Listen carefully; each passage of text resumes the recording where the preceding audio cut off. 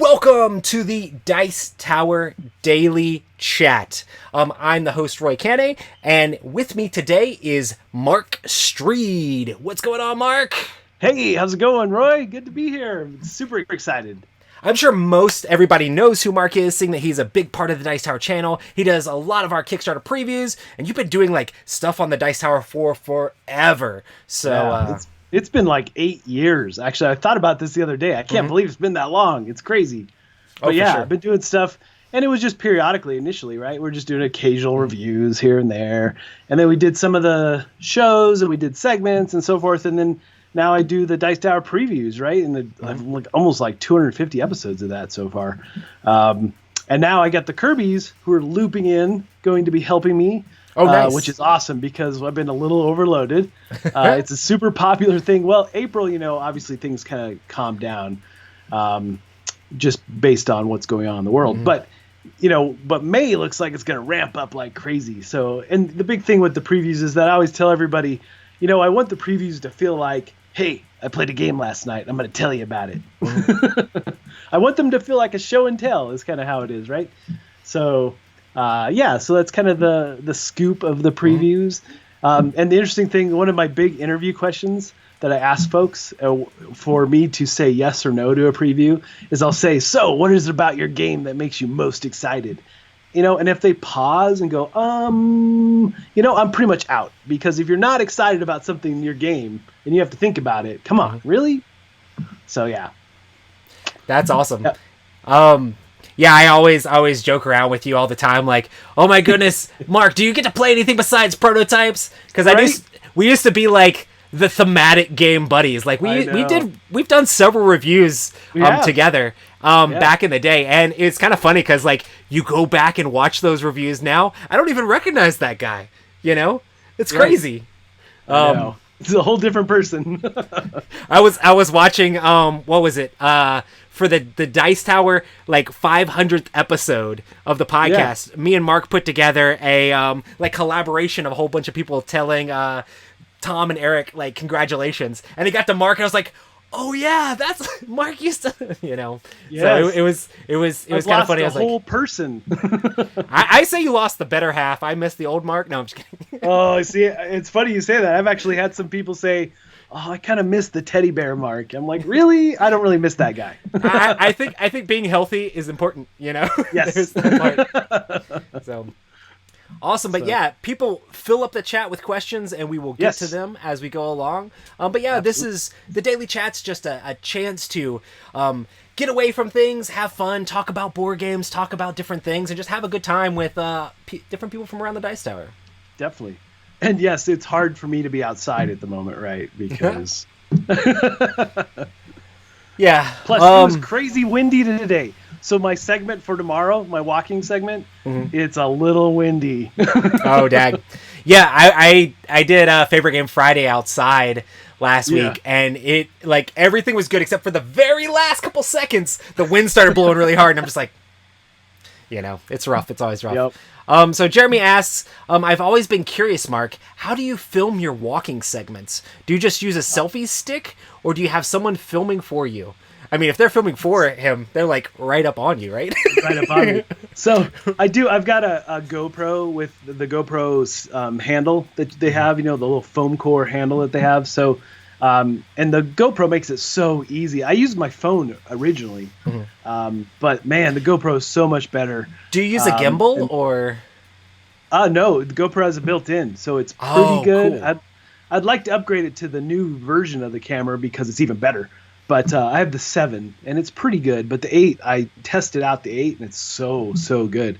So at some point, I'll upgrade. But so the GoPro has just been a key camera for me. And now I think I'm going to take it to conventions and only shoot with that on the go. Dang. Yeah. That's awesome. Yeah, but usually it's me. However, I do have an occasional friend come along and do some shots for me and so forth, especially if we're doing something silly behind me. Yeah, that's one of the things that we always look forward to. Like when we're doing it, it's like because I put together the stuff for crowd surfing, and Mark that's where his outdoor like walking segments are. And every single time we get to the end, like, what's it gonna be this week? What's gonna be in the background? Yep. Absolutely.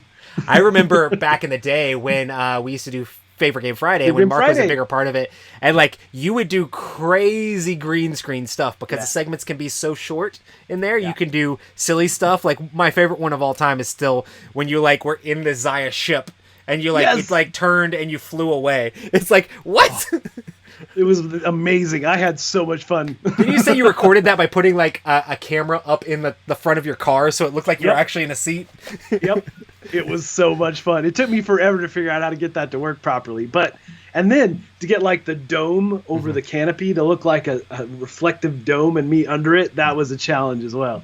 So I think it ended up like finally being the demise of you doing Favorite Game Friday just because you're like, I can never have my quality go down. I can't keep up with the insane amount of work it is for these few seconds, with my busy schedule. So, so fun. Let's see here. Timon says, are either of you supporting an active Kickstarter?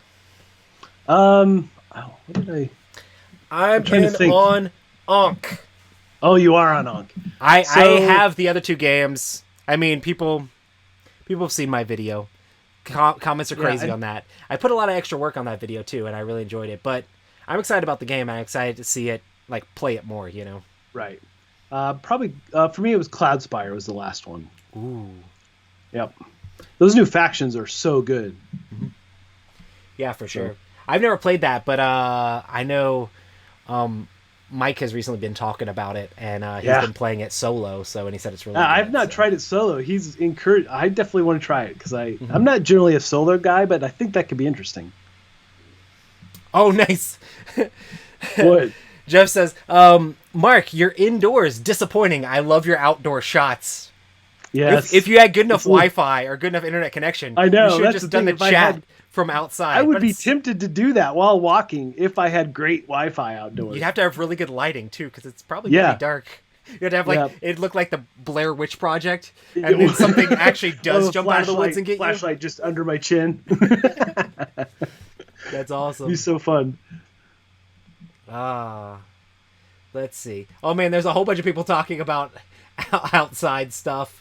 I love it. Nathan says, I wish I could play nothing but prototypes. I would love that. I'm sure there's publishers out there that would love you. Yeah. I actually, it's really good because most of the time, one of the big things I tell folks in the interview is that it has to be camera ready. So it can't be rough. If it's rough, I don't want to film it. It's not worth it. Oh, for sure. Because you want this to be a big promotional piece. So you better give me the best possible prototype. So in general, most of the things I get look almost published. So, except for the rule books. And I mean, that's the way people really want to show off their game anyway, right? Yeah. Yep. Chicago Twilight says, hey, Mark, did you ever hang out with any of the Star Trek Next Generation cast? I've hung out with all of them. Yes, I have. So, yeah, I worked for about 6 years. I worked for the Star Trek The Official Fan Club, and I was on set for Next Gen. I was on set for DS9, which was an amazing set. I was on set for Voyager and Enterprise. So, but yeah, I hung out with all those guys, and Jonathan Frakes was one of my favorite because he just made it so fun. And he was like, oh, have you seen this? Just show me all kinds of stuff. It was really fun. And I even took my wife on our honeymoon. I took her to the sets, and so she got to experience all that too. It was really fun. So, did you get to ride in the Millennium Falcon? No, wrong show, Roy. Good. But I did get to sit in the captain's chair and stand on the transporter platform. I do want to say I've definitely stolen that from Z, because Z, like, every single time Star Trek's mentioned, he mentions something from Star Wars. Every time Star Wars mentioned, he mentions something from Star Trek, which means he loves both, obviously. Even though he's trying to downplay like he doesn't know what he's talking about. Yeah. It was so fun, though, being on, to say that, yes, I was on the Enterprise. Mm-hmm. The crazy thing, too, is that those sets, there's so many things that look so bad when you're there, but then on TV, you're like, oh, wait, that looks pretty good now. Movie magic. Yeah, it's so magic, because they're like hallways, and they'd pull this canvas across, and they're like, this is how we extend the hallway. And it looks like a chalk drawing. Yeah, but on camera, it looks fine. I'm like, okay. So I almost knocked over the wall in 10 forward because I leaned against it. That was not good. You're like, this ship is not tough enough to go through interstellar space. That is not even close. And they pulled out the battle bridge for us, which was pretty fun. So that was cool. And the elevators in the engine room actually worked. You could actually ride up and down. Yeah, so that was cool. That wasn't fake at all. All the monitors were ATM machines flipped. So and then they had all special programming. So buttons and things actually worked. And I was recently on the set of the Orville, and they took it to the next level now. Because everything, all those panels worked, and there's like 3D rotating the ship around. Oh my gosh, it was amazing. So that's awesome. Yeah. Jeremy says, any insights on upcoming Battle Royale topics? This is something we actually wanted to bring up. Yeah, it is. I really like one of the ones we got comments on was 80s movies. That was Kabuki Kid. Yeah, Kabuki Kid. That's right. Oh man, I want to do that topic for sure. So yeah, it's kind of interesting because when I had actually done this Battle Royale thing on my podcast forever ago, but I didn't execute it like super well. But then when was it? Was it November or December when we did the first one? It was a while back. I think in December maybe. So in December we did the first Battle Royale, and we did it the same way I did on my podcast a little bit. Right. Where me and Mark and Brian like each picked our own for each of the picks. And we kind of like built the list ourselves. Well, that's not really like sustainable, like long term with us picking the things, and just having us bring the games to the table also isn't. So after we did that, and people actually really liked it. It was very controversial though. But I mean, that's good. That's good for YouTube. It was because we mixed up the categories so much. They had impossible games versus impossible games, right? But sometimes that's the way the randomness of the bracket happens. Right. I've gotten some interesting like emails and stuff about doing the bracket different ways and like trying to set it up so that like big games aren't paired against each other early to eliminate each other. But I honestly kind of like that any game sort of has a chance. Like we're letting the public fill the bracket with things, and then we're then randomly selecting the top 16 and putting that in the bracket. And Tom suggested, because we did another one where I'm like, I'm going to try this random thing out. We're looking for something to do. Hey, I'm going to do this thing, because I knew Mark and Brian wanted to do something more on the channel while they had a little bit more free time or downtime, since they can't go out. Right. And so I was like, cool, let's do another one of these Battle Royale things, but this time we're going to let the public pick the category, or we're going to let the public pick the games, and we're going to let the public, like, vote on the games. So I got Mark to work on doing the whole voting thing. And we're still working on trying to figure out, like, the best system for the voting and stuff like that. But it just made it so exciting. I tried 3 more, and still not super happy with anything I found. So Gotcha. Well, I might just have to, like, put it on that screen and just refresh, just hit refresh. I mean, it's solid. It's quick to update and add new ones, right? So, and that's also what I'm looking for. Not just a real-time thing, but it has to be also quick to implement, right? Oh, for sure. So, and that's because we have to do a little bit of it on the fly because we don't know exactly what pairings are going to be there. Exactly. So. And like the 3 I tried this week was not quick to add something new. So but they had real time. I'm like, no. So after we did the second one, it actually went over pretty well. And we were having a Dice Tower meeting with the Dice Tower staff. And Tom's like, hey, would you be interested in doing that like every other Wednesday opposite of crowd surfing? And I'm like, I'm sure Mark and Brian would love to do that. I'd love to do it too. I know it's going to be more work. but I was excited to do it just because it's a show that we can be a part of and be excited about. So I'm like, let's do it. Plus, it's just a fun hangout. Oh, I love it so much. And Tom was immediately like, you guys can do the board game thing, but you also should do other things. So our next episode is going to be something different. So, hey, if people want to give us like extra ideas here in the comments or in the chat, please, like give us ideas here. You can go on our previous video and comment us ideas there. And basically like at the end of this week in the Dice Tower Facebook group, we're going to put up a poll on whatever it is. I mean, it might be 80s movies. If there's more people that are interested in like superhero face-offs. Yeah. Everybody, I think that's a no-brainer one, right? That's going to happen at some point. That's going to happen. Absolutely. But it might be 80s for the next one. Cause I went and looked, I was like, I know 80s movies are good. Let me look. I was like, oh man, 80s movies are awesome. Yes. I really want to do this. Yeah. It's so funny because we have a place in town called 80s Pizza. and they're just a little local place, but they've got like it's an 80s museum, and they've got all these signed stuff from folks, and like all the cassette tape. What do you call it? I couldn't think of it. Just all the different types of music, way you would listen to music in the 80s, and like they've got a Terminator, they've got all kinds of stuff that you would expect. But it's they've got like Pee Wee Herman's bike in one of the things. Oh, that's it's just awesome. Yeah, it's like the throwback place. Yep. Kabuki Kid asks, Mark, what is the oldest game in your collection? Not including ancient games. Well, is that like archaeological games that are right? like dug up in Egypt or something? What does that even mean? Right.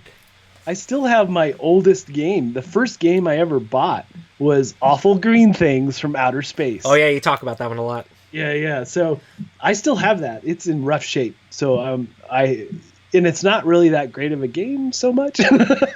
It's funny because I had Kat on, I think it was the Daily Chat, and she was talking about Awful Green stuff. Yeah, Awful Green Things. I loved this game as a kid, right? And I couldn't wait. And I had like all the versions. So it appeared in like the magazine, and you ripped it out of the middle and cut it up and played it. And then they had the box version from Steve Jackson, right? Mm. And so that's the one that I still have. But yeah, that game was kind of what set me off, right? And I've always been about video games, board games, I flip-flopped, and now it's just whatever, both all the time. There's some sort of Venn diagram of like talks about Kickstarters, likes Awful Green Things or whatever it's called, and you and Kat are both in the middle of that circle.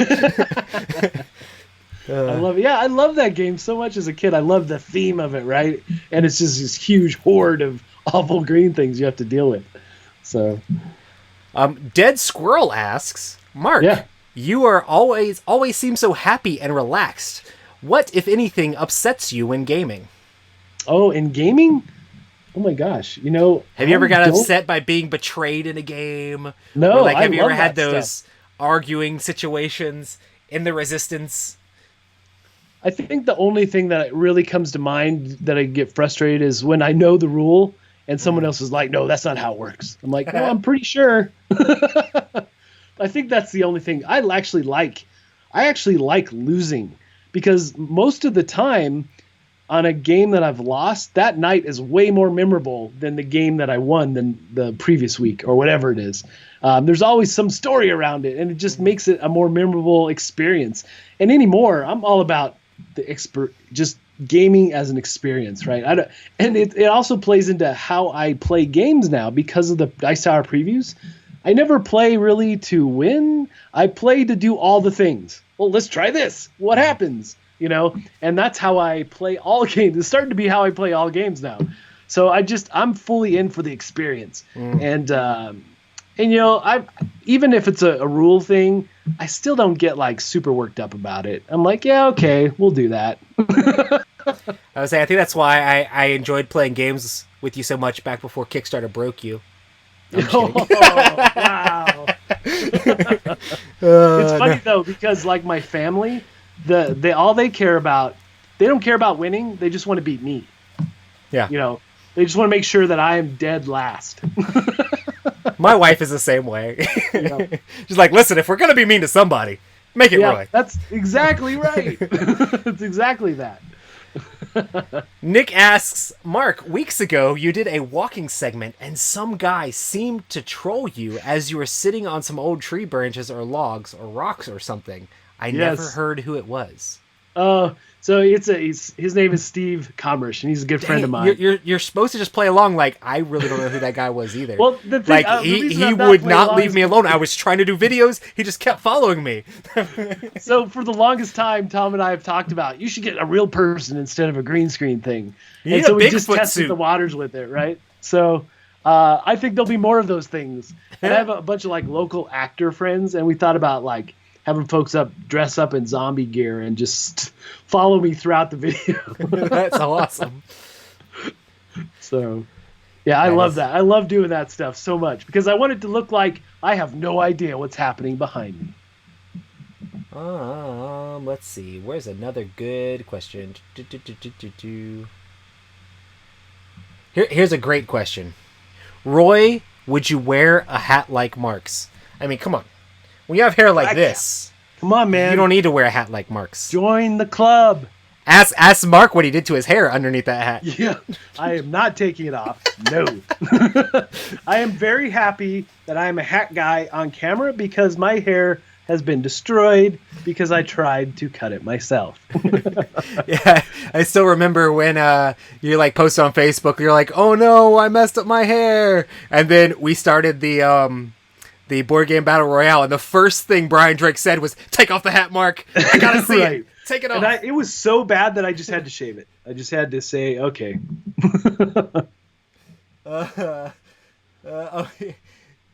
Dan's in here, but I gotta read his full name. The Game Boy Geek, high quality, high energy board game reviews. Yes. cannot do outside. It's been over 100 degrees already this week. How does the temperature affect like your outside videos? Yeah, I don't care. I'm out. I'm out. I'm gonna do it.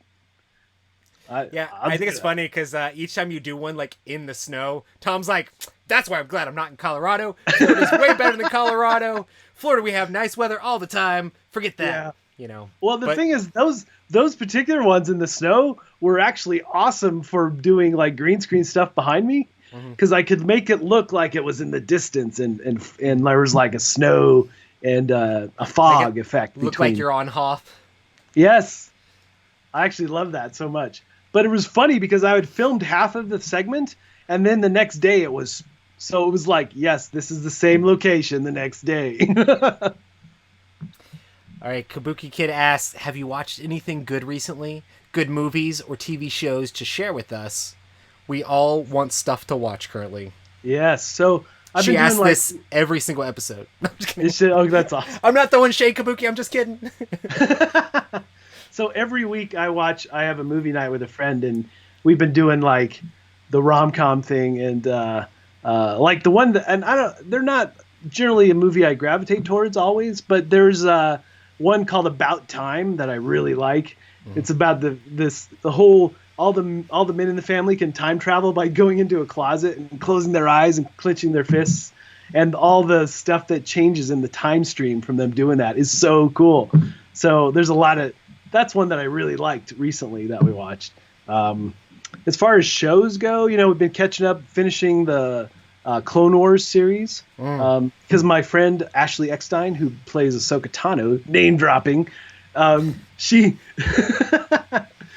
a friend of ours, and so we have to stick in there for the Ahsoka final in those episodes for sure. So, but it's been really good, especially the last two-parter they did was really good. So with Darth Maul and such, so that was awesome. I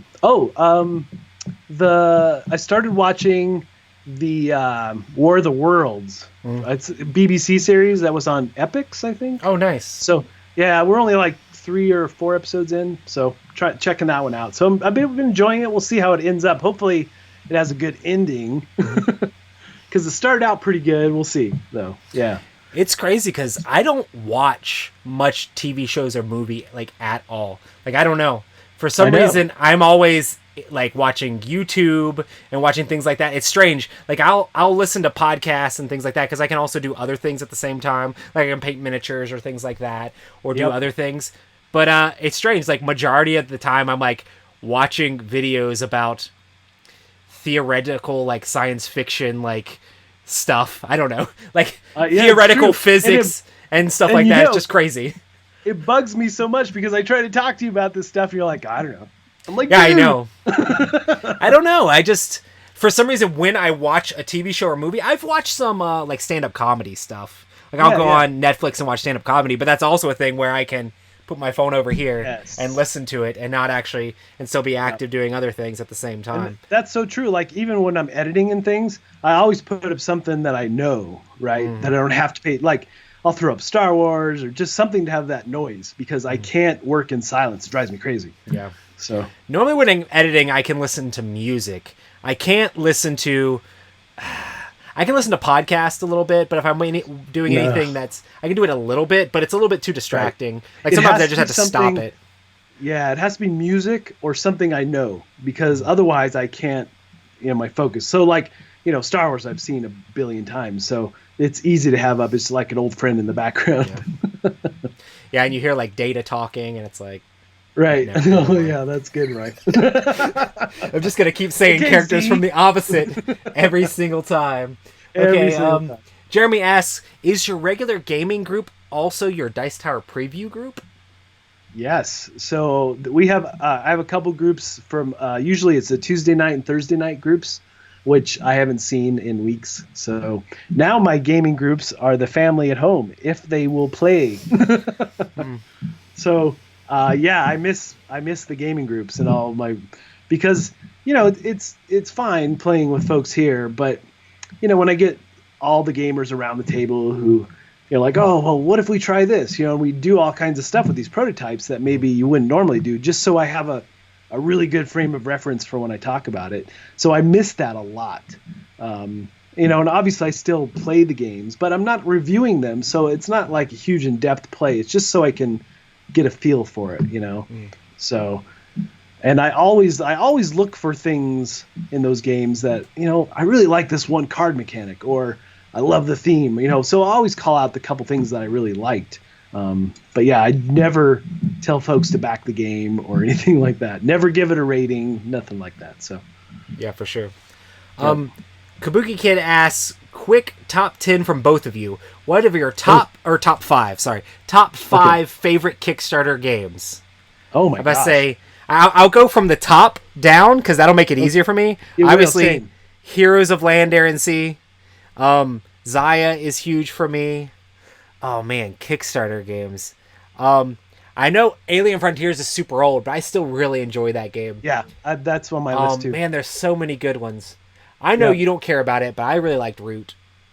Yeah, I have this Kickstarter. The thing with Root just did not grab me at all. I just turned the lights off. Whoa, you turned the light off. Whoa. Oh man, Cthulhu Wars was awesome. Yeah. So for me, it would be like the Reckoners, Hero Realms, the deck builder. I love that deck builder so much. Obviously Zaya, absolutely 100%. Those three for sure. And I really enjoyed. I've only played Heroes of Land, Air, and Sea once, but I really we should liked play. It. Yes, I've been thinking about oh man, I wish I had more time. Like I really want to do a tabletop simulator game of Heroes of Land, Air, and Sea, see how it looks, because it would be fun, and I could easily teach people how to play that game. Right. So. And more recently, even a preview that I did, I really liked Moonraker so much. It's the one I did with Becca. That game is so good. It's so fun. That's the negotiation one, right? Yeah. Yep. Yeah, I think the guys like that too. Yeah, it was just fantastic. And Becca and I had a blast, and it was so funny because she did my show as well as I doing her show, and she's like, "Wait, is it okay if I say I like it?" I said, "Yes, just." So yeah, it was a blast. We had a good time. So I really had fun with that game. So. What is your favorite spooky movie? Spooky movie. Yeah, I don't know. I don't use. It's not usually my favorite type of genre, right? I like if it's going to be a spooky movie, I want it to be because most of them are gore for gore's sake. Oh yeah, I don't like gore. I like thrillers. Yeah, I like thrillers. Yeah, and if it's like a ghostly kind of movie, maybe if that's what they're looking for. I don't know. Maybe for some reason, the first thing that came to my my mind was the Mothman Prophecies. Oh yeah, that was kind of creepy. It's very the Woman in interesting. Black for me though. I like that movie because we were in London and we saw the play. Mm-hmm. And then when that movie came out, we're like, oh my gosh, we're in the theater and the trailer comes up and my daughter and I look at each other and go, is this what we think it is? It was, and so I like it too because it is a spooky thriller, right? It's got ghosts and stuff, but there's no overt blood. There's none of that, right? So it's just a suspense-filled adventure with ghosts. So. What was that show, The Haunting on Hill House or something like that? Yes. I watched all of that. That was really good. And did you ever go back and watch a second time? To see all the ghosts and stuff all the stuff behind? It's so good. So well done. Once again, I don't watch shows that much. I'm definitely not going to spend the time to go back and watch it a whole second time. I had to go back and skim, though, because I wanted to see some stuff. So that's cool. Yeah. And it's funny because the ghost thing is interesting because, again, another name drop again. My buddy Grant Wilson, who's Ghost Hunters, I talk to him about that stuff all the time. It's just funny. So. Yeah, I really wanted to see the Color Out of Space, even though I know it has Nicolas Cage. It's probably going to be crazy. But they didn't play it. Like, me and Mike were going to go see it, but they didn't play it in any theaters near us at all. You know? Really? And I really need to see it online because I actually watched some reviews of it, and people actually liked it. I really enjoy that story from the mythos or whatever. So I'm like, man, it would be cool. It would be cool to, see the movie, but I haven't seen it yet. Yeah, absolutely. Roy, what is the best strategy for Heroes of Land, Air, and Sea? Ooh. Do tell. I don't know. I mean, honestly, getting the serfs or whatever, like, serfs are the lifeblood of Heroes of Land, Air, and Sea. They give you extra actions that you can follow. They also give you more resources when they're out on the board. So, like, getting serfs as fast as possible is really good. But then also, the reason I enjoy the game so much is because there's not necessarily a best strategy, because you really have to play off of your opponents. Like, if somebody's being super aggressive, you have to be very careful and make sure to put towers in the right place to help defend stuff. And, like, if they're being super aggressive, maybe you need to build more soldiers and try to get your heroes out. If they're not being super aggressive, maybe you can play the Euro game and put out as many serfs as possible and try to get as many resources so that you can then play the hero game and go around and be aggressive to other people. It's a game that you really have to play off the other players, pay attention to what they're doing, and I mean, I've played this game a lot, so I could probably talk a lot about it. But like, there's certain things like the resources in the game are used for combat, and you can't really play the combat cards if you don't have resources. So if you ever bottom completely out of resources, you're a huge target. So you have to be very careful when you do that and be very, like, calculated. Like, okay, I'm going to bottom out of resources as one of the very last actions. Who's going after me? These people are going after me. They're probably not going to attack me. Let me bottom out of resources now. And there's certain points where you have to. Like, to get to the 3rd level in your little civilization, you have to spend, like, 7 of each. So if other players are smart, they'll put pressure on you, where if you do it, then they will just come in.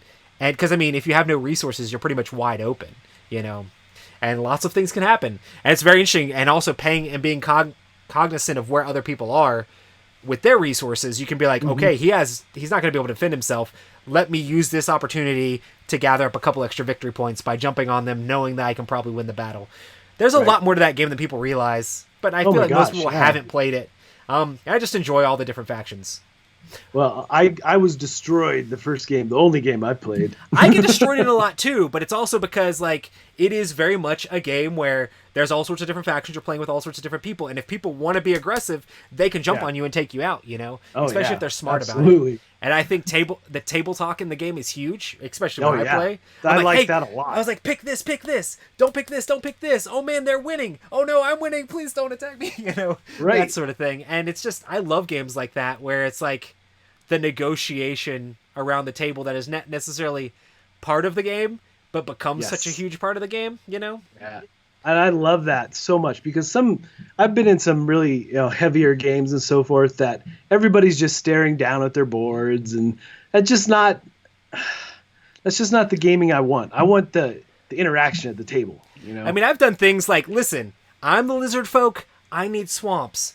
You're the lionkin, you need deserts. I will move my people out of the way. Come take my desert. Let me take your swamp. Let's work this out. Let's be friendly. And as long as you don't break that sort of verbal treaty, there's nothing in the game binding you to any of that. But of course. when you can pull it off and it's mutually beneficial. I don't know, I love games where you talk things out, and that's why I'm such a big fan of, like, experiences and your games. Like, even if I get crushed in the game and everybody jumps on me, which has happened. Like, seriously, like, everybody's like, Roy knows this game. Let's destroy Roy. And I still have fun in the experience of, like, trying to figure out how to, like, navigate that landscape. Maybe I don't win, but it's still fun to have those experiences, interactions with people. Yep. I love that. Like you said, when folks gang up on you like that, I feel like that's way more memorable than winning. It's just so much fun. Mark, what game are you the best at, and what strategy do you use? Oh my gosh. You know what? I feel like the games that I'm best at in general are the cooperative games, because I really try to lead those games in a way that there is no like alpha gamer problem. I'm like, wait a minute, no, she's gonna make her own choice, but here's things you could do, So I like to bring the table to a point where everybody is truly working together, and I find that to be some of my favorite moments, like Mansions of Madness and things like that. So yeah, right. So I would say that in general, the cooperative games are more my favorites in general. But as far as like battling it out with someone, I really like games that are abstract, like Elements or the games like that where you are doing like just pieces that do different things, right? And try to manipulate what the other person's pieces are doing. I really enjoy that. It's a puzzle to me. So I'm generally pretty good at those games. But again, winning is not super important to me at all, other than in a cooperative game where we've got to beat this game, So, but I think when you're in board game media and you play all these games, you have to be able to win or lose and have to still have fun with the game regardless to be able to continue to enjoy it. Because there will be plenty of times that you do lose, Yes, plenty. Especially when like family and friends are gunning for me, because historically I would win a lot. So what themes or mechanics do you enjoy the most, Mark? Oh, themes, story-driven themes, right? I mean, things like obviously the Cthulhu thing is high on my list. I love that mythos so much. Star Wars, obviously, super high on my list as well. Even probably higher than the Star Trek one, but those are definitely in there. I love like the tech kind of altered carbon kind of thing. I love that kind of thing. Steampunk is a good one I love as well. Obviously fantasy, I was a D&D kid, so I love that. The old school fantasy tropes. Those are probably some of my tops, right, that I really like. But I just love heavy theme in general. So, when it's a theme about stock markets, though, not so much. I think it's funny, like, I always tell people, like, I'm a basic nerd. Like, I understand it's so basic to be like, I like sci-fi and space, and I like fantasy. But I still love games like that. I think it's cool when there's, like, crazy out there, like, themes that are interesting. But for some reason, if there's, like, how can they make so many games on these same themes? And when I see a really cool one, I'm still like, oh wow, what is that? It's that? Like, it doesn't even and I stop. feel like there's a lot of people who are tired of the zombie theme. I love that theme. I'm like, I love the whole. It's another virus related thing, right? And I love that just in general, that kind of general theme. So, okay, I know this question is going to be for you, Mark. Here you go. Have you watched Picard? How do you like it? No spoilers, please. Yeah, no spoilers. I loved it. Oh my gosh. I felt like it was the nitty-gritty Star Trek that it was so much better for me than like Discovery and those shows. And all the throwbacks to the old, to Next Gen and stuff. And just seeing my friends working again was pretty cool. And I loved the storytelling and again, how they brought in characters from like Voyager and such, reprising those roles. Really, man, they just really knocked out the park. And some people are complaining because it's a slow burn up front, but I love the world building that it was doing. It was so good. I watched through the series twice because I just enjoyed it so much. That's awesome. This is a question I don't really know if I know the answer to. I don't know if we've talked about this much. Max Headroom asks, favorite music genre? Oh, so I am not an album or artist guy. I like songs. So I'll be like, oh wait, I know that song. And it's not specific to like heavy metal. It's not specific to something super mellow. It's not, I just like a song. If you were going to go to Pandora and have a playlist of genre of songs, if you were going to have a favorite genre. Well, probably 80s. Like 80s rock music. Or just 80s in general? 80s, probably top 40 80s kind of stuff. That might be my general go-to, but I like a huge mix of stuff. I mean, I would listen to, Like I like just even like Lindsey Sterling, the just violin stuff. I like movie soundtracks a lot, just because it brings me back in the movie mode, right? I'm not like a heavy metal guy, but I do like some songs, right? Gotcha. So it's funny. I get this question a lot, and people say like, "Oh, well, don't you know who this is?" I said, "I don't know who this is. I just like the song." Yeah, I've answered this question a bunch of times. It's always pop punk. Yeah, I know for you. But it's fun. I like most alternative rock. Yeah, and that's why I like that 80s pizza place, because they've got like 24/7 videos running. Oh, nice. But that's probably a lot of what's on my phone for when I walk and listen to music. It's a lot of that. So nice. Jeremy asks, let me get the right one here.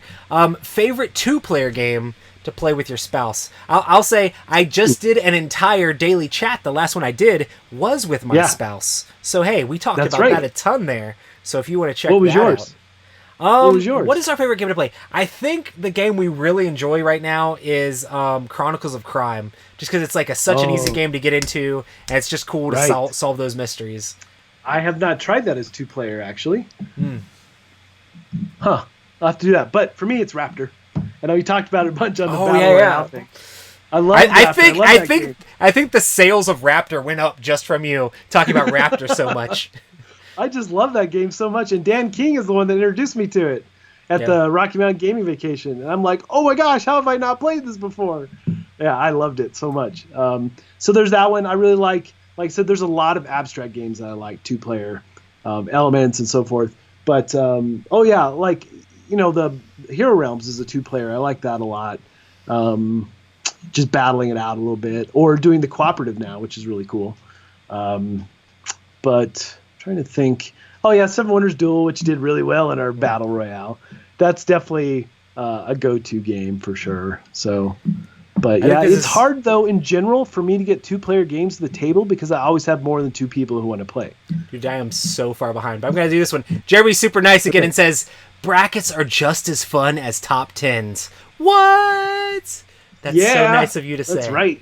I think I'm going to have to skim down a little bit quickly, because we're so far behind. We're trying to find some good ones. Oh my goodness. I'm like halfway through all of the comments that have been the entire time, which is pretty far back. That's awesome. Here you go. Mark and Roy, have you guys been bringing any... Wait, what does that even mean? Binging. Have you guys been binging anything interesting lately? That's very similar to the thing we had before. Yeah. Let's see. I didn't watch anything except Tiger King. That's the last show I watched. Oh, I've only watched the first episode of that. I mean, that pretty much sums it up. It just gets crazier, and you're just like, it can't get crazier. It gets crazier. Right. It felt like that. It can't get crazier. Oh man, where did? Oh, okay. I don't even know what's going on. Mark's hat is classy. Yeah. Flat cap. What? I've got like 10 of these. Timon says, Roy, your hair needs a hat. I don't think that is at all true. Come on. It is missing color, though, Roy. Oh, my goodness.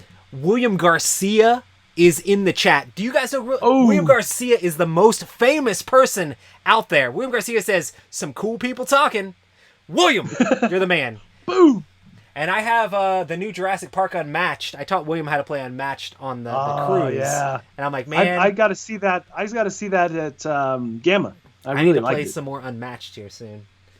Yeah, but yeah, it's a good game. William's famous. Everybody knows who William is. So. That's right. Let's see. People are talking about Star Wars. Roy, we need to get you a bigger closet. All right. So people are like, "Oh, Roy's in the has a closet, and oh, it's a closeted board gamer." Everybody's making fun of my closet. Listen, okay, so my condo is quite small, and I'm working from home, and my kids during the day are in our bedroom and our living room doing schoolwork while I'm also editing, and sometimes even while I am running like Board Game Breakfast or a top 10 list. Yeah. So I needed somewhere that was a little bit more quiet and a little bit easier. And normally I would take, like during the chat, I would take it and put it in where I have the green screen behind me in our bedroom. But yeah, Miami, real estate's expensive in Miami, but hopefully soon I will have a bigger closet or a place that's not a closet, or I'll be able to go back to work someday. But there's that. But I still wouldn't be at work at 9 p.m., so I had to figure out something to do. Gotta figure out something. Okay, favorite Star Wars movie, Mark? Star Wars or Star Trek? Star Wars, it says. Okay. That's the Khan one, right? Khan? Sorry, it's a Star Wars. You're the worst. We'll do both Star Trek and Star Wars. So Star Wars, most people have that gravitate towards the Empire, right? But I still feel like the original Episode 4, New Hope, is still my favorite. Good. It's so good because, Empire came along and it had some neat new things, but there was only once when you first saw a Jedi with the lightsaber. That was one time. And it was very complete, A lot of the other ones were like, I don't know, it just had like this interesting, crazy beginning, and then like the end, put a big bow on all of it. I don't know. Yep. And I know that movie so well. Like I said, I've said this several times, but I saw it 162 times in the theater, when I was a kid. So definitely my top. For Star Trek, it has to be The Wrath of Khan for sure. Absolutely. But if you look at Next Gen, I really liked First Contact with the Borg. That's probably favorite there. So nice. For me, I know a lot of people hate on it, but I really like Return of the Jedi. I don't know, maybe it's because I was a kid when I saw it, so like the Ewoks seemed cool to me and stuff like that. And I still really enjoy that movie. And I know a lot of people are like, but it still like ties stuff up together, and I just love so many of the scenes in Return of the Jedi. Right, and really, the three movies together, for me, is just it's just one, right? You can just stop there, You can just stop there. It's just the chapters, right? Yeah. Rick Thompson says, Roy, you might like a book called Physics of the Impossible. Goes into real-world science of sci-fi tropes. I listened to a guy on YouTube who's been doing stuff for like years, who basically sort of does this sort of thing. But he, I think it's like you were telling me about this guy. Isaac Arthur or whatever. But yeah, he'll have like hour-long episodes about like a specific thing. And I mean, like, he'll talk about the Fermi paradox, but he'll do it like all sorts of different options, but he'll go ridiculously in depth on it. It's just like, holy smokes. But then there's a lot of other things like In a Nutshell or whatever. There's a German name for it or whatever, but it's like an animated thing, which I really like as well, which talks about like building moon bases or white dwarf stars or like all sorts of different things. And those are really cute and animated. And even my kids can watch those. They're super interesting. Yeah. But yeah, I don't know. I like watching a lot of science YouTube videos while I do other things, cool. Actually, those are shows, and like even on Netflix, documentaries like that I'll throw up just as noise and then catch bits and pieces. It actually also works well for me to work against. So Kabuki Kid says she likes Zaya is probably her favorite Kickstarter of all time, especially with the expansion. Yes. I'm about to say yes. I did a lot. I actually helped playtest that expansion and had some significant input on what happened with some of the things, which is cool. Awesome. I actually have graphic design credit in the Zaya expansion book, which is silly because like the solo cards, like I designed the solo cards. I mean, they kind of tweaked them a teeny bit, like cleaned them up a little bit, but I was like, why are these not on cards? Like, I'll put these in Photoshop and make them and send them out to all the playtesters or whatever. And they just kind of kept it. But then they gave me graphic design credits in the rule book. I love that. And I'm just like, that's so silly. So you can see Roy's name in the expansion rule book if you check it. Hey, you have my game on your shelf, man. Pirates. Oh yeah, I'm in that game. Oh yeah, that's awesome. Yep, that is awesome. I still need to actually play it. I haven't played it. What's going on? Yeah, it's a entry level type game, right? I mean, it's actually helps. You can actually learn deck building with it to some degree. Let's see if I can find something more. I'm skimming through a Yeah, whole cool. bunch of stuff. A bunch of these don't have question marks on the end of them. People just talking about whatever we're talking about. Yeah. Mark being pals with all the actors. Yes. Mark It's likes weird. to name drop them names. You know, I I do feel weird name dropping like that. It is an odd thing for me though. I don't know how those things happened. I haven't really tried to make them happen. I just happen to be, if I have a superpower, it's all about being in the right place at the right time. You know, because I have not truly like seeked out these things. My whole thing with Star Trek, when I got hooked up with the magazine, I was in school and I had a photojournalism assignment about how something is put together. So I called up the magazine because they were in Denver. They were based in Denver. And they, at that time, you know, they were using acetate to mark up big boards for the magazine to get printed. So visually, that was a cool assignment to go film how a magazine is put together before there was computers, so to say. And I was just there at the office, and they said, "Oh, hey, we got these new Star Wars jackets in. Would you take a picture?" And that was my first photo credit ever.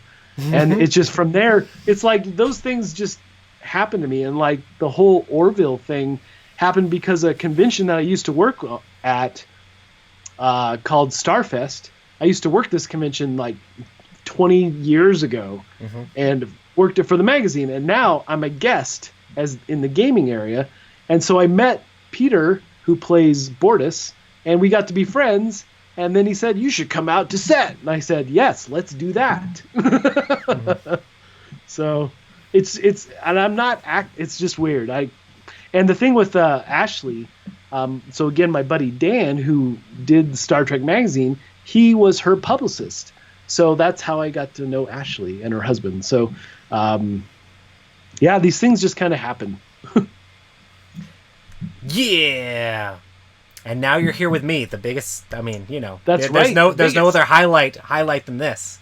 Just kidding. Yep. Fun fact: me and Mark actually have the same birthday, not We the do. same day, because there's years in between. But But there's it is definitely years in May between. 25th. But I'm just saying, there has to be something epic around that, right? I know, right?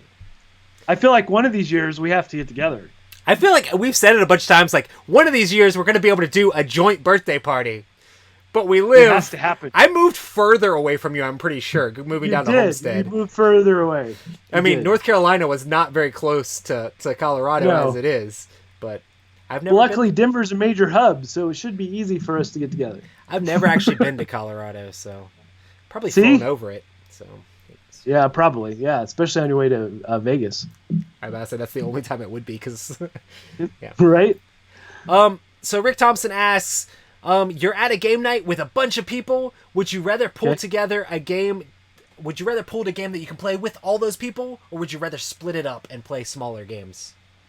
Oh man. So it depends on. That's a rough one. It's kind of interesting because I've had. I mean, speaking of birthdays, I've had like big birthday parties. Yes. And I've had like a bunch of people, and sometimes when you're hosting these events, like I haven't hosted one in forever because this was back when I was in North Carolina. It's kind of like you want to play something with everybody, but it's hard to. So sometimes I play those big social deduction games and get like one big social deduction game out of the way, and then we all split up because most of my favorite games play with lower player counts. Yeah, I'm the same way. There's some big social deduction games that are pretty fun. I'm not really a huge Codenames fan, but when you get like 10 people on a team, 20 people playing, that's pretty fun. Oh, for sure. So I've definitely enjoyed that. But I always feel bad, like if I get together with a bunch of people and then we have to split up games, and then I feel like I should be playing with them too, but this game is like a 2-hour game, and always feel bad that I'm leaving somebody out. Oh yeah. And I know it's kind of crazy because it's like, I know everybody here doesn't have to play a game with me specifically. I know. I know how to teach the game, and I can make sure they have a good experience if Right. I'm teaching them the game. And I'm like, okay, you guys. That's why I'm always super happy when I have like a game night, but then there's several other strong like teachers there. And it's like, okay, cool. You can teach this group. I'll teach this group. But I also like playing with those strong teachers. It's like, you always get split up because you're really good at teaching games and I'm really good at teaching games. Yep. You know. Definitely. Nice. Let's see here. Where's a good one? We were actually just talking about this. Did you play Forgotten Waters yet? What did you think of it? I just played the second story solo. I love the humor in it a lot. Oh, man. I'm so excited. Mine just arrived last week, so it's still in shrink, but I cannot wait to play. Absolutely. So I think it was night before, like last time Tom did one or whatever. Tom said, somebody stole my Forgotten Waters. I have no clue who that would be, but I have a copy right here. This just is a spare copy I found. Exactly. It was sitting in the dice tower, and Kitty was trying to it was just on a shelf, and I just kind of, it fell into my hands. I don't know what happened. The man told me to borrow it. He told me to. Anyway, so me and Mike played it remotely, which isn't the same as like playing it in person, but I actually really enjoyed it. I ran the map, and we both had the books because we both have copies. He has his own copy, and I have Tom's copy.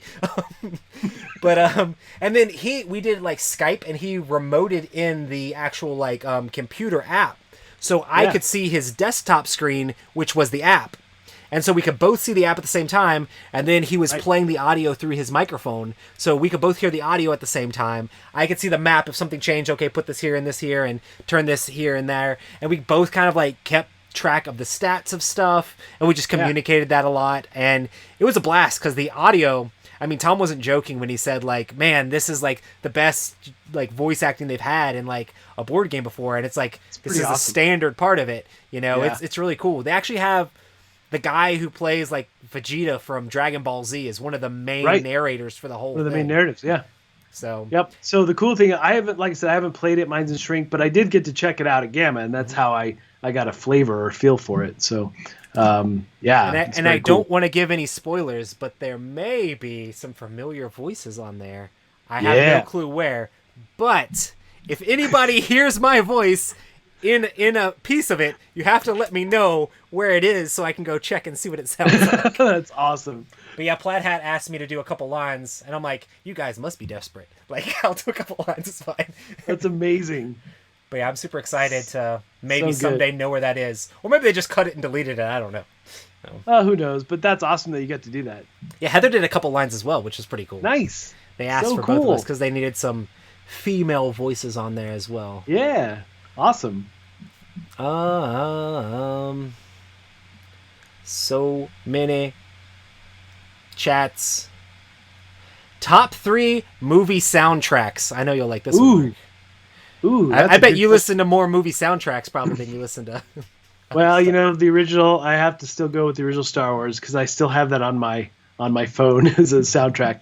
And generally the soundtracks that I really gravitate towards are the ones that are just instrumental, not so much singing. So like I really like anything with pretty much Howard Shore, right? I mean, he does amazing soundtracks.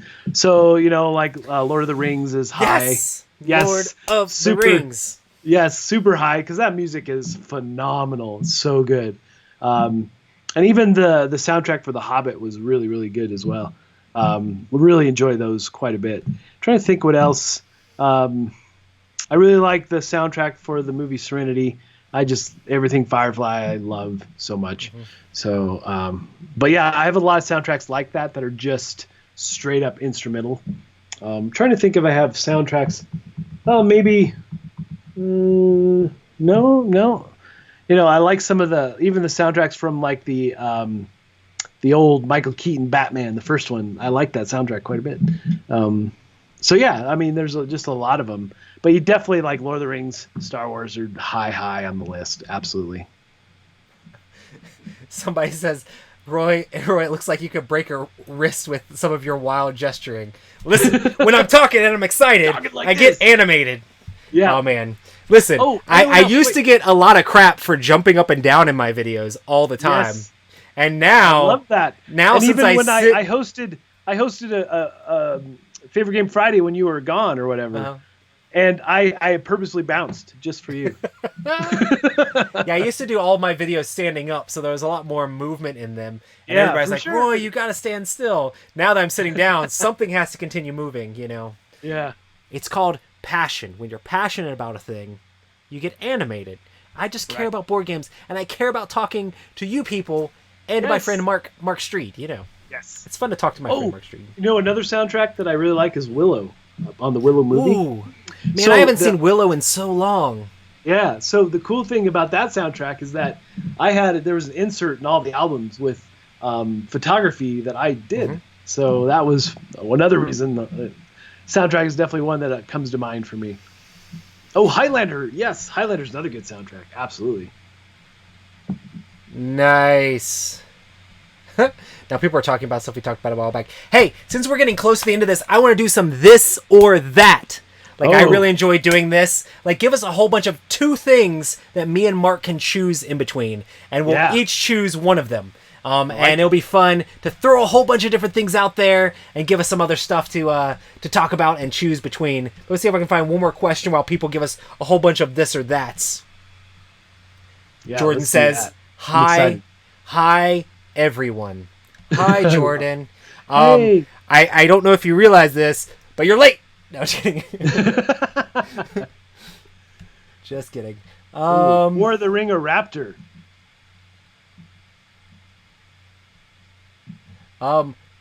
Mark, do your tattoos have any special meaning? I have no tattoos. Oh, wait, that says Roy. Roy, do your tattoos have any special meaning? I don't know. I mean, different ones do. I don't know. I have a bunch. So I'm not going to go through all of them. Maybe someday. Maybe if it was a solo thing, I would. But I have one from like an anime. I have one that's like my favorite punk band. I have one because, you know, dragons. Dragons, yes. It's like, whatever. I have different things. Oh my gosh, there's a bunch of stuff here. This or that. Okay, let me go down to the bottom where they're doing them. Okay, yeah. War of the Ring or Raptor? You already said this, didn't you? Yeah, Raptor. War of the Ring for days. But Kabuki Kid already knew the answer to that. Yep. So that's place a worker or take a resource. Ooh. Don't you normally take a resource when you place a worker? That's why I'm placing a worker. Okay. Ooh, steampunk or cyberpunk? Ooh, that's rough. I gotta go cyberpunk. I'm going with cyberpunk as well. Long. Yep, cyberpunk all day long. Oh, this is easy. Century Spice Road or Gollum Edition? Gollum Edition. This isn't even hands a contest. Down. No Gollum contest. Edition. Star Trek or Star Wars? Ooh, that's really rough for me to answer because I have a lot of friends in Star Trek. But probably Star Wars. Probably. I must say you already answered this earlier. Yeah. Nice. I'm gonna say I said Star Trek last time, so I'll say Star Wars this time. Nice. I'm just kidding. I've been asked that question before. Okay. Oh man, this is terrible. Root canal or migraine? Ooh. Neither. Migraine. If I had to pick one. Yeah, that seems bad. Root canal is the worst. This person said the same thing twice. Raymond said the exact same thing twice. He says soccer or football. Like, yeah, it's the same thing, right? He said the same thing twice. That's so confusing. Okay, tea or coffee? Wait, no, it's the answer is sports. What's that? Sports. Yeah. Apparently, people get mad if you say sports ball now because you're jock shaming. I guess probably the tables have turned so much that now we get in trouble for picking on the sports fanatics, which is so alien to me. Right. Tea or coffee? Neither. Oh my gosh. I don't drink either. I like probably sweet tea. Yeah, okay. That's because you're not from the South. Teas. I got to go with tea because I don't like coffee at all. However, coffee, I love the smell in the morning. Absolutely. Mm-hmm. This is hard right here. Sci-fi or fantasy games? Ooh. I got to go with sci-fi. I think my favorite IP of all time is fantasy, which is Lord of the Rings. Yep. But I think overall, sci-fi. Yep. Which is hard, which is strange. That's kind of how it works. Star Wars soundtrack or Jurassic Park soundtrack? I mean, you already answered this. You like Star Wars. Yeah. No. We're gonna get copyright striked because it's so good. Um, high fantasy or cyberpunk? There's just all these theme questions. Yeah, I like it. High fantasy or cyberpunk? I'm going to have to say high fantasy on this. Yeah, we have to do the Discovery or Orville thing. Wait, I'm getting there, Mark. I know, I'm sorry. Ooh, goodness. Star Wars re-theme of TI4 or Dune re-theme of TI4? That seems strange. I don't know. I like TI4's theme as it is. I know I might be in a minority there. I would, it's a game I maybe play once a year, but I would definitely leave the theme alone. Cool. Beach or mountains? You live in the mountains. Mountains. I live at the beach. You do. Mountains, though, for me. Hands down. Because of the hiking. Yeah, I kind of miss the mountains, too. It's very flat here in Florida, and there's, like, swamps and alligators and stuff. Terrible. Pool or hot tub? I like the pool better. Hot tubs are fine, but then you're just, like, making person soup. Yeah, I'd say pool. It's kind of weird to say. Yep. This is completely different. It's not a this or that. What was your gateway game?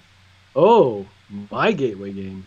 I think it's strange. I've played games for so long that it's hard to define. I mean, some of my first games was like Axis and Allies and things like that. I grew up playing games, but there was a big shift. Like I played CCGs. I played role-playing games with my dad. I played some war games with my dad. I played Dune with my dad. I played a ton of things. I played Catan. I played all these things like Bang and Killer Bunnies and Robo Rally and a whole bunch of stuff. And then I went on Magic the Gathering and then like ran tons of D&D and stuff at a game store. But the thing that made me join the board gaming hobby and board gaming becoming my main hobby was Battlestar Galactica. Seeing what solo games could do. Seeing what solo games could do in modern board games or in modern hobby board games. Battlestar Galactica, Shadows over Camelot, and Arkham Horror, like playing those games, we're like, what? You can be like traders, but you're all working on the same team. Like you're working together and like creating this experience together gives me a little bit of that like D&D feel. And I was just like, I got hooked on board games, and that's where I am today. For me, I almost want to say, because I had one of the original D&D boxes, so D&D was high on my list as one of the reasons that I got into non-video games, right? And it's probably because of D&D that I fell in love with dice rolling and things like that. So I think that's probably top of my list, actually, D&D. I'm counting my tattoos because people are saying, do a top 10 Roy's tattoos. I'm trying to figure out if I have ones I could say. Does a sleeve count as one tattoo? Or does it count as... I don't think... I mean, technically, I got it in 4 parts. I would say it's technically 4 different pieces. I have a Leviathan here, and like a sea witch thing here, and then I have like a ship being taken down by an octopus here, and then I have like 2 hands being drug underwater here. So I would technically say it's 4 tattoos, even though it's all one technically. Oh goodness, I have a lot of tattoos. Anyway, you do. I haven't got any since like I have a mortgage now, or I had a mortgage and had kids and stuff. It's expensive. Yeah, it is absolutely. Liar's Dice or Yahtzee? Liar's Dice. I'd say Liar's Dice too. Oh my goodness.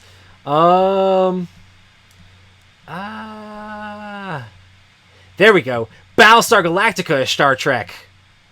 Ooh, Star Trek. Yeah, Star Trek is so much bigger than Battlestar Galactica, but I really like Battlestar Galactica. I think... I don't know, there was some parts of Battlestar Galactica I didn't like, too. So. Yes, I had issues with the new series. I mean, I liked some of it, but I had issues. Ooh, Mandalorian or Rogue One? Ooh, Mandalorian. Oh, man, Rogue One is so good, though. It is so good, and the thing I feel about Rogue One is that it really should be watched back-to-back with New Hope. Yeah. But I might have to say... I really like so The Mandalorian, and it was really cute and really refreshing for a Star Wars show. But I really liked Rogue One. But I'm weird. Like, I like movies that end sometimes not positively. Right, or same. leaves you with weird cliffhanger things. I sometimes like that. Of all the of all the new Star Wars stuff, Rogue One is one of my favorites by far. It felt like an old Star Wars, it had the better, absolutely. But the thing with The Mandalorian is that it brought freshness back to Star Wars that we haven't had in a long time. Kabuki Kid says The Hobbit or Lord of the Rings. How is this even a question? Lord of the Rings. Lord of the Rings. Both the books and the movies. I mean, I like The Hobbit. Yep. I like the Hobbit book. It's good, but man, Lord of the Rings, that book better. Though, it is hardcore. Those 3 books are the only books I've ever read like multiple times. Same. Yep. Cool. Well, we're basically here at the end of this. So it was so short. I mean, we did it for the requested amount of time. We did it for 10 minutes extra. We gave you guys 10 minutes more content. 10 epic minutes. Awesome. Well, I just want to say thank you to everybody for coming out, asking us a ton of questions. We definitely didn't have a shortage of questions. I'm sure I skimmed through a ton of sorry if we missed stuff. Apologies. So, but yeah, definitely thank you everybody for coming out. Definitely make sure to check out all of Mark's previews around the channel. Make sure to check out our board game battle royale. And Mark will be on Crowdsurfing tomorrow. He's got a video on there. Yes. So I haven't seen it yet. I have to edit that in the morning. That's what I'm going to do when I wake up. You do. So can't wait. I have to see Mark's face in the morning. Again. I mean, I deal with seeing Tom Bassel's face editing videos every day. Why do I have to see Mark's too? No, I know. It's just so terrible. Awesome. Well, you're all the best. I hope you guys have a good night. And thanks so much. You're such a blast. Also, wait. Do not forget, Dice Tower Tonight is tomorrow. So make sure to check that out tomorrow night. Tomorrow night. The title of the show is Dice Tower Tonight. But it is not tonight. It is tomorrow. Man, you are super confusing, Roy. Eric Summer, Crystal Paisano. Make sure to check them out. Yep. Awesome, everybody. We'll see you next time. Bye. Yep. Thanks. See ya.